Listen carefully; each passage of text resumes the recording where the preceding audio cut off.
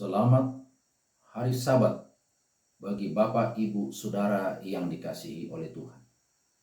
Sebelum kita mendengarkan firman Tuhan, mari kita berdoa. Terima kasih Tuhan yang baik. Saat ini kami akan belajar firman dan kami mohon urapan Roh Kudus-Mu. Di dalam nama Yesus kami berdoa. Amin. Pada hari yang indah ini, saya akan membawakan satu khotbah yang berjudul Irama yang Indah. Saudara yang dikasihi oleh Tuhan, seorang bapak sedang menyampaikan khotbah dengan begitu bersemangat di atas mimbar. Banyak orang terkesima mendengarkan khotbah bapak ini, termasuk anaknya yang kecil yang sedang duduk dengan terkesima mendengarkannya.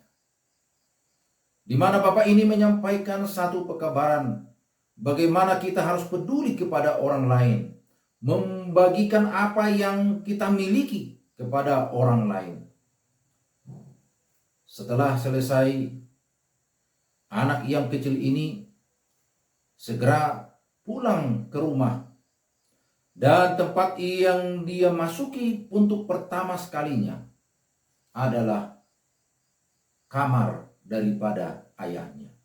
Dia membuka lemari dan melihat jas yang indah, ada beberapa, dan juga pakaian yang dimiliki oleh ayahnya. Dia ambil, lalu dia pun pergi kepada orang lain untuk membagikannya. Anak yang kecil ini tidak diperintahkan oleh bapaknya, tetapi dia mendengarkan ayahnya berkhotbah dan menyampaikan pesan bahwa kita harus membagikannya. Saudara yang dikasihi oleh Tuhan, sebagaimana Adam dan Hawa di dalam proses penciptaan alam semesta ini, maka untuk pertama sekalinya Tuhan menyampaikan pesannya di dalam kitab Kejadian pasal yang kedua, ayat yang kedua hingga yang ketiga. Firman Tuhan berbicara, ketika Allah pada hari ketujuh telah menyelesaikan pekerjaan yang dibuatnya itu, berhentilah ia pada hari yang ketujuh di segala pekerjaan yang dibuatnya itu. Lalu Allah memberkati hari ketujuh itu dan menguduskannya, karena pada hari itulah ia beristirahat dari segala pekerjaan penciptaan yang telah dibuatnya itu. Kepada Adam dan Hawa Tuhan tidak memerintahkan. Alkitab juga tidak mencatat bahwa Tuhan memberikan perintah. Tetapi di dalam kesucian, di dalam keadaan yang tidak berdosa, Adam dan Hawa melihat Tuhan, apa yang diperbuat Tuhan pada hari yang ketujuh. Maka Adam pun melakukannya. Saudara yang dikasihi, bahwa Tuhan sendiri memberikan satu teladan untuk apa yang disebut dengan pada hari yang ketujuh. Saudara, pada tahun 1945, tepatnya tanggal 17 Agustus, setelah bangsa Indonesia dijajah Belanda 350 tahun, maka Presiden RI yang pertama, Insinyur Soekarno, menyampaikan satu proklamasi kemerdekaan negara Republik Indonesia. Apakah bangsa Indonesia ini baru itu pertama kalinya merasakan kemerdekaan? Tentu tidak. Karena sebelum penjajahan, sebelum 350 tahun sebelumnya, negara Indonesia juga sudah mengalami kemerdekaan. Tetapi proklamasi ini disampaikan oleh karena menunjukkan suatu pembebasan dari penjajahan Belanda. Demikianlah Bapak, Ibu, Saudara yang dikasihi oleh Tuhan. Bagaimana bangsa Israel setelah diperbudak oleh bangsa Mesir di tanahnya selama 4 abad. Maka untuk pertama kalinya, dengan turunnya manna dari sorga, Tuhan mengingatkan kembali kepada bangsa Israel bagaimana pada hari yang ke-6 manna ini harus dikumpulkan, tetapi pada hari yang ke-7 manna Tuhan tidak akan turunkan. Lebih jelas kembali ketika Musa naik ke Gunung Sinai lalu bertemu dengan Tuhan, maka Tuhan memberikan satu ketetapan yang indah secara tertulis yang dituliskan oleh jari Allah sendiri, yaitu dalam 2 loh batu, yang mana di dalamnya terlampir suatu ketetapan yang indah yang terdapat di dalam Keluaran 20 ayat yang ke-8. Tuhan memberikan suatu ketetapan dengan menyatakan ingatlah. Dengan didahuluinya demikian, menyampaikan kepada manusia supaya ketetapan ini tidak dilupakan kembali. Dengan menyampaikan ini, saudaraku, supaya orang Israel juga menyembah Tuhan yang benar. Dengan hari Sabat ini, saudaraku, supaya orang Israel melupakan berhala-berhala yang pernah mereka lihat, yang mereka pernah saksikan berada di tanah Mesir. Tetapi sekarang mereka harus kembali sebagaimana nenek moyang mereka menyembah kepada Tuhan yang benar, Tuhan pencipta alam semesta ini. Di dalam teladan yang indah dan juga ketetapan yang indah, terbukti Alkitab mencatat akan adanya hasil yang indah. Ketika Sadrak, Mesak, dan Abednego di masa pemerintahan Raja Nebukadnezar di Babilonia, yang walaupun ketiga anak Tuhan ini berada dalam perbudakan, tetapi mereka menunjukkan satu hasil yang indah.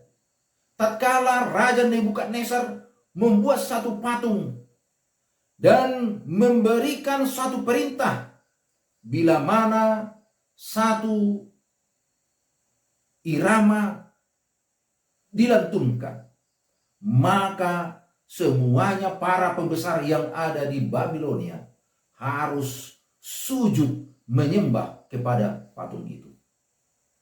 Tetapi ketiga anak Tuhan ini menghasilkan satu hal yang indah. Bagaimana mereka menyatakan bahwa mereka tidak akan mengikuti aturan itu, apapun yang terjadi. Bahkan mereka harus dimasukkan ke dalam perapian yang menyala-nyala. Tetapi hasilnya, bagaimana iman mereka pasrah kepada Tuhan, bahwa kalaupun Tuhan yang kami sembah itu menyelamatkan kami, biarlah demikian. Dan terbukti Tuhan menyelamatkan mereka. Saudara yang dikasihi oleh Tuhan, sekalipun di tengah pengasingan yang ada di Babel, memelihara hari Sabat menjadi penanda identitas penting bagi umat Israel, yang mana mereka terpisah dari tanah mereka maupun dari bait suci. Penyucian di tengah penyembahan berhala. Bagaimana dengan memelihara hari Sabat menjadi cara umat Israel menyucikan diri di tengah budaya rohani Babel yang penuh dengan penyembahan berhala. Pada suatu kali, ketika seorang anak diskusi tentang Alkitab bersama dengan seorang pendeta, yang mana mereka membahas tentang hari Sabat, anak yang berusia 12 tahun ini bertanya, "Pak Pendeta, kalau memang hari Sabat ini dijadikan untuk kita satu hari dalam satu minggu pekan, mengapa Tuhan tidak jadikan setiap hari saja hari Sabat?" Sang pendeta terkesima sejenak mendengarkan satu pertanyaan yang kritis dari seorang anak yang berusia 12 tahun. Lalu pendeta ini berpikir bagaimana memberikan jawaban. Lalu Pak Pendeta bertanya, "Sekarang ini Tuhan sudah menetapkan satu hari, dan itulah ketetapan yang terindah. Satu hari saja Tuhan menetapkan di antara 7 hari. Apakah lebih banyak orang yang menurutinya atau yang menolaknya?" Sang anak menjawab, "Lebih banyaklah yang tidak mengikutinya." Lalu sang pendeta meneruskan, "Sedangkan satu hari saja Tuhan sudah asingkan, tetapkan. Sudah begitu banyak orang yang menolaknya. Apalagi kalau 2 hari, 3 hari, dan seterusnya." Tetapi pertanyaan yang polos ini dapat diberikan menjadi satu pertanyaan kehidupan di tengah situasi yang semakin sempit ini. Bagaimana kita harus di dalam menikmati hari yang indah ini. Karena hari Sabat adalah milik Tuhan. Alkitab mencatat di dalam Keluaran 20 ayat yang ke-10. Ini mengajarkan kita bahwa dengan menikmati hari Sabat, maka ini menjadi modal kita untuk tetap setia mengingat Tuhan sepanjang hari-hari bekerja kita. Makanya Alkitab mencatat juga di dalam Yesaya 58 ayat yang ke-13.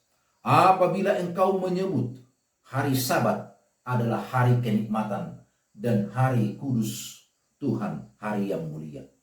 Ini menjadi satu pengakuan kepada Sang Pencipta atas ciptaannya. Sebagaimana suami istri dalam satu ikatan pernikahan yang kudus, yang tidak dapat dipisahkan selain oleh kematian. Hari Sabat juga menjadi bagian daripada ikatan perjanjian penyembahan. Pada suatu kali, ada satu kapal membunyikan klakson dengan begitu panjang. Dan untuk yang ketiga kalinya,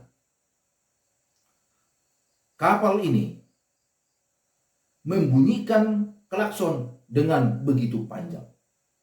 Hal ini membuat para penumpang sudah berada di dalam kapal. Dan terbukti 2 menit kemudian, kapal ini pun mulai mundur dan bergerak maju untuk menuju tujuannya. Sementara sudah mulai, saudaraku, bergerak, tiba-tiba ada sebuah beca. Satu beca membawa seorang penumpang dan berupaya untuk mengejar kapal tersebut. Namun sudah terlambat. Bagi kita di akhir zaman ini, sesuai dengan Wahyu 14 ayat yang ke-7, bahwa ada amaran pekabaran 3 malaikat. Disampaikan oleh malaikat pertama, "Takutlah akan Allah karena tiba saat penghakimannya. Sembahlah Tuhan Pencipta." Bapak Ibu, ini merupakan amaran yang indah. Sebagaimana diperintahkan bagi kita di dalam Matius 28 ayat 19, bahwa Injil ini harus disampaikan ke seluruh dunia. Saudaraku, ini adalah amaran yang indah di mana pemisahan umat suci dengan segera akan tiba.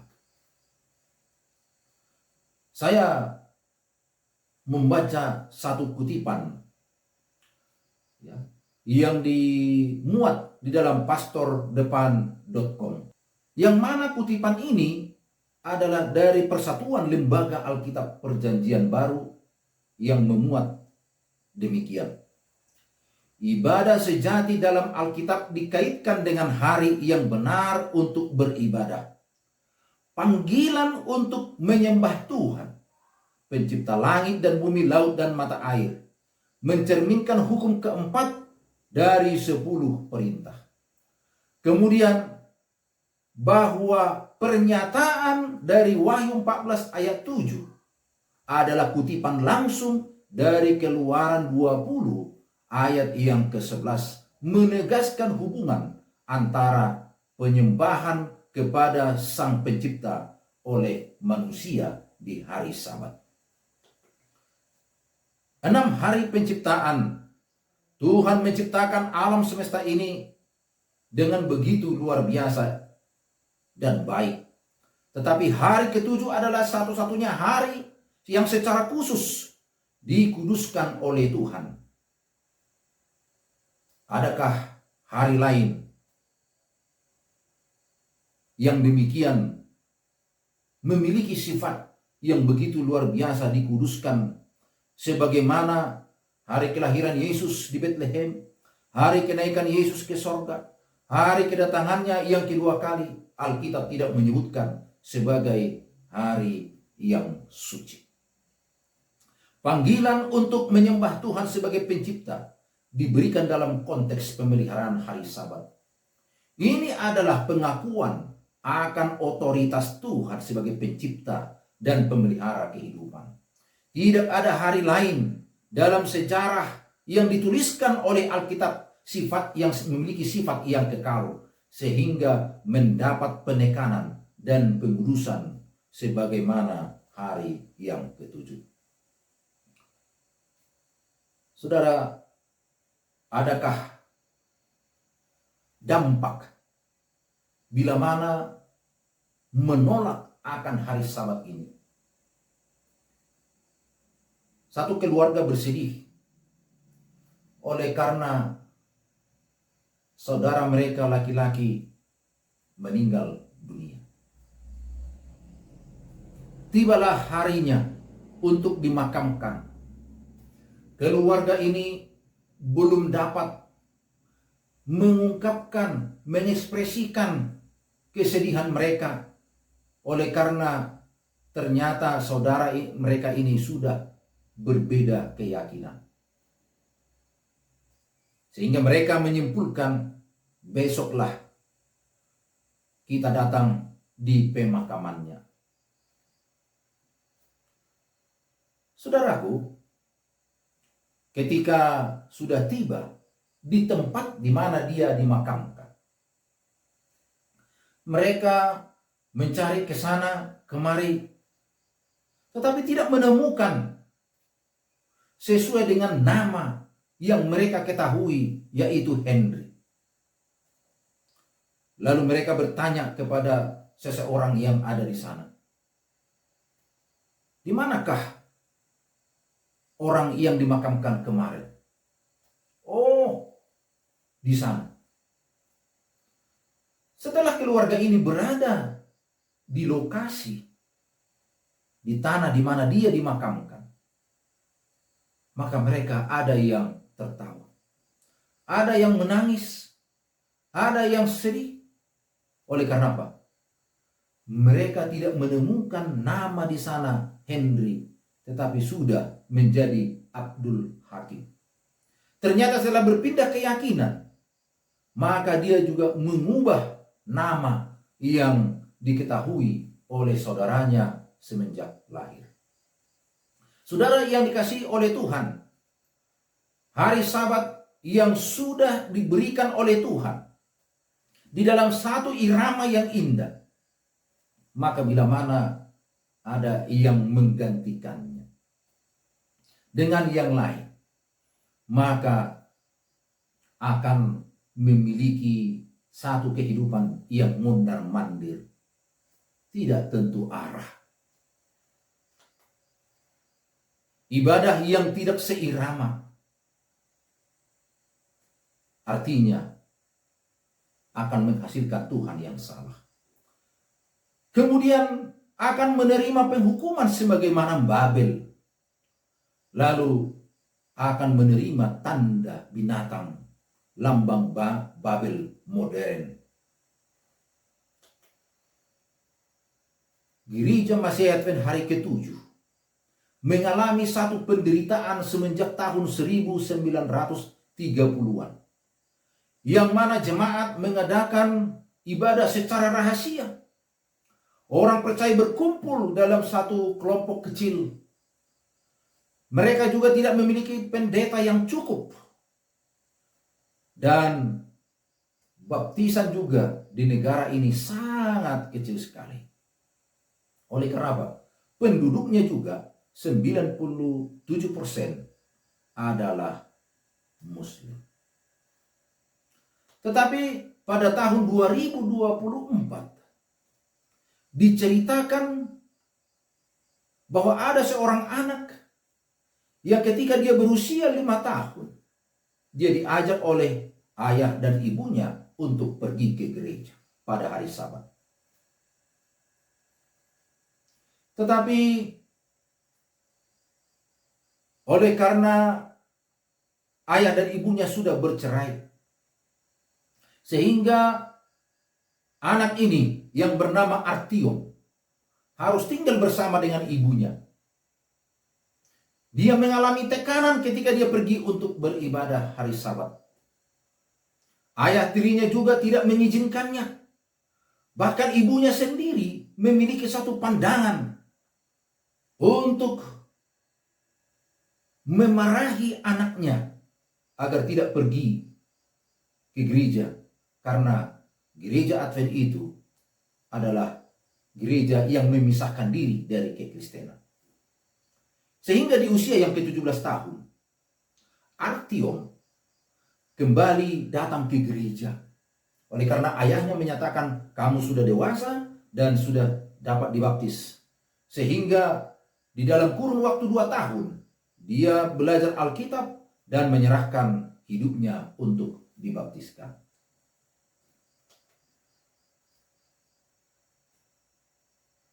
Oleh karena mendapatkan tekanan dari ayah tirinya, Artyom diberikan satu pilihan.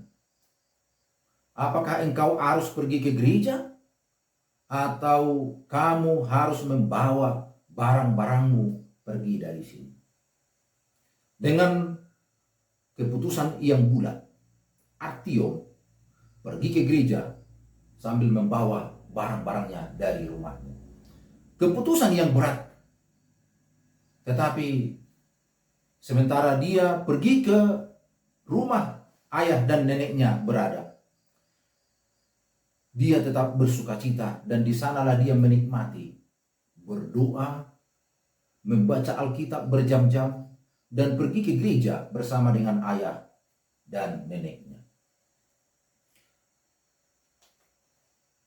Tetapi hati daripada Artyom hancur ketika melihat ayahnya berhenti pergi ke gereja dan mulai minum-minum. Pada suatu hari Sabat dikatakan ayahnya meminta Artyom untuk membantu dia menyelesaikan pekerjaan membuat perabotan rumah. Tetapi Artyom menolak. Kita lakukan di hari lain saja ayah. Dengan marah ayahnya memerintahkan anaknya itu untuk keluar dari rumah. Artyom tinggal di gereja. Lalu ibu dan ayahnya mulai mendekatinya supaya dapat tinggal kembali di rumah ayah tirinya. Dan mereka berjanji akan membiarkan dia pergi ke gereja. Tetapi begitu berada di rumah, ayah dan ibunya tetap dalam tindakan yang sama, melarang Artiom untuk pergi ke gereja. Beberapa tahun kemudian, Artiom mendengarkan kabar bahwa ayahnya sudah meninggal dunia. Dan dia pun pergi kembali ke rumah neneknya, tinggal di sana dalam situasi yang berduka. Tetapi dia tetap di dalam iman yang kuat, berdoa, membaca Alkitab, dan dia mendapatkan penghiburan kekuatan dari Tuhan. Saudaraku, di dalam gereja, Artiom ini selalu haus akan firman Tuhan. Dia pun membentuk satu kelompok kecil untuk berdiskusi, belajar Alkitab bersama.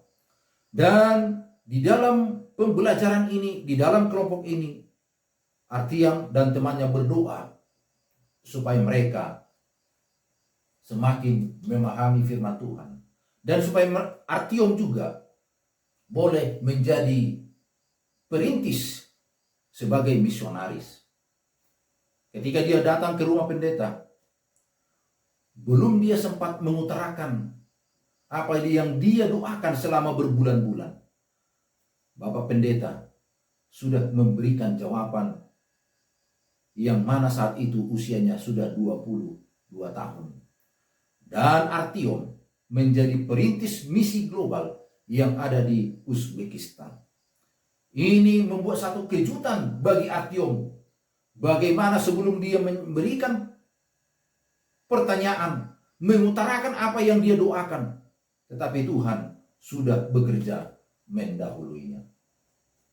Bapak, Ibu, Saudara yang dikasihi oleh Tuhan, dengan irama teladan yang indah darinya, pasti mengangkat derajat kita dari hamba menjadi anak, sehingga kita mengalami satu perbudakan. Bila mana kita mengalami suatu perbudakan, maka ia tetap setia dan adil dalam mengingatkan, dalam mengembalikan citranya atas janji penyembahan yang benar ini, sehingga tetap menghasilkan suatu bangsa yang setia dalam irama hidup, mempertahankan kebenaran, serta menyampaikan amaran indah ini, walau dengan mengorbankan harta, mengorbankan waktu, bahkan nyawa sekalipun, namun tidak akan dapat memisahkannya. Di dalam Matius 5 ayat yang ke-48, karena itu hendaklah kamu sempurna, sama seperti Bapamu yang di sorga adalah sempurna. Dengan memiliki Tuhan yang suci, kita dipanggil untuk menyembahnya di hari yang suci, agar kita memiliki satu kehidupan yang suci. Sebab tempat yang disediakannya di sorga adalah juga suci. Hal ini juga merupakan satu ajaran suci dalam irama yang indah sejak Eden hingga tiba di Eden kelak nanti. Tuhan memberkati kita. Kita berdoa. Terima kasih Tuhan oleh karena anugerah-Mu. Dan biarlah lewat pembelajaran irama yang indah ini, hidup kami semakin indah di tangan-Mu. Di dalam nama Tuhan Yesus kami berdoa. Amin.